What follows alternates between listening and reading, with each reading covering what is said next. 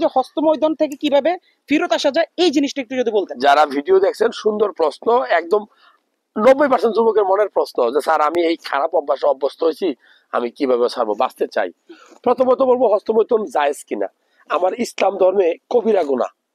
আপনাকে আল্লাহ তাআলা মরার পরে এই প্রশ্নের জন্য সরাসরি জিজ্ঞাসা করবে যে তোমাকে টাকা দিয়েছিলাম, পয়সা দিয়েছিলাম, ফোন কিনছো, এমবি কিনছো, তুমি আমার হাদিস কুরআন বা ওই ধরনের ভালো জিনিসগুলো অ্যাভয়েড করে তুমি এই খারাপ ভিডিও গুলো দেখছো আর হস্তমৈথুন করছো কেন, ওয়াই দ্যাট? এটার উত্তর কি আমরা দিতে পারবো? আমাদের ধর্মে হস্তমৈথুন কবিরা গুনাহ, এটা করা যাবে না। আর ডাক্তার হিসেবে বলবো, কেউ যদি চায় সপ্তাহে 1 দিন বা মাসে 4 দিন 5 দিন করতে পারে তার ডিপ্রেশন কাটানোর জন্য, অনেক ডাক্তার বলে। কিন্তু হস্তমৈথুন থেকে বাঁচতে হলে কি করতে হবে?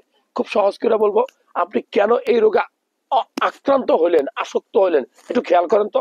কারণ আপনার কোনো ফ্রেন্ড, আপনার কোনো কুলাঙ্গার ফ্রেন্ড আপনাকে এই লাইনে নিয়ে আসছে, অথবা আপনার কোনো কুলাঙ্গার ফ্রেন্ড এমন কোনো ভিডিও লিঙ্ক আপনাকে পাঠাইছে যেটা দেখার পরে, ধরো একটা ছেলের বয়স 18-19, তার শরীরে কিন্তু টেস্টোস্টেরন তৈরি হচ্ছে, উত্তেজনা কাজ করবে, সে পুরুষ মানুষ, তার পুরুষাঙ্গ স্ট্রং হবেই, স্বাভাবিক নিয়ম এটা।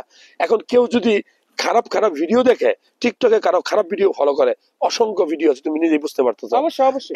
এগুলো ফলো করে ওই ধরনের সিনারি দেখে, তাহলে সে যতই তবা করুক, যতই ঔষধ খাক, আমার মতো ডাক্তার বাইটা খাইলেও সেই হস্তমৈথুন ছাড়তে পারবে না।